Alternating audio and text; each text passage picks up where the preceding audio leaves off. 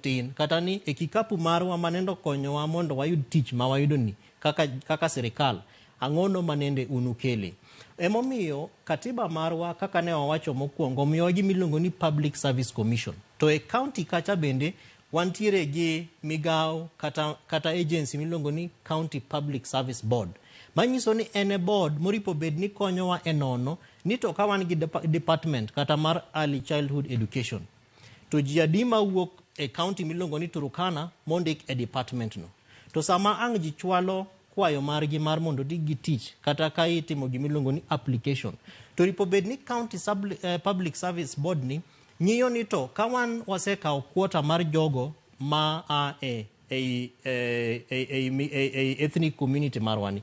Nafase adima nitiere ma wanyalo kawo godo jogo ma onge kaka Kenyan Somali.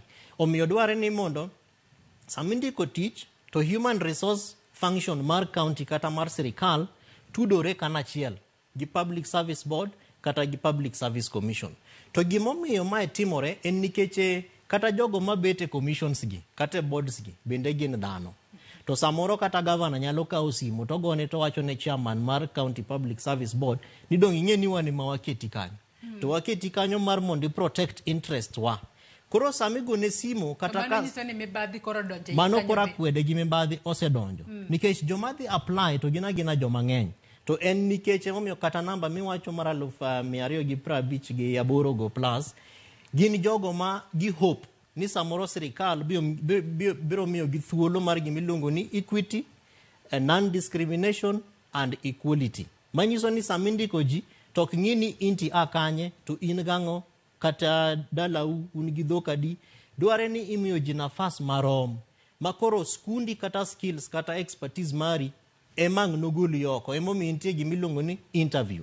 Manyiso ni samitimo interview to ng'ata mo apply mo qualify dware ni miyo thuolo mar mondo dhi obed kacha otim interview no mondo jogo mabet e Public Service Commission kata mabet e County Public Service Board emang'iyo experience to ging'iyo qualification ae bang'e to gima bende ng'eny ne ok timga en ni kisendiko tich kata kise apply mirem kata midong chien to kwa kawga thuolo mar mondo wanyis ji gimomiyo agidong unless ng'ato obedo gi jachir modhi ondiko kata email kata go simo ne I applied for this job tok nukawa okunyisa gimomiyo ok nukawa samori timoga kech kata na wuona se apply opportunities moko mag Public Service Board to asepenjo gini ti ang'ono momiyo ok nukawa to nomiya duoko ma be ok ni nadwaro tijno ahinya natema ka be systems gi bende tiyo to jogo ma kaka ana wuon mose kwayo reasons momiyo ok nayudo tijno bende osemiya reasons go.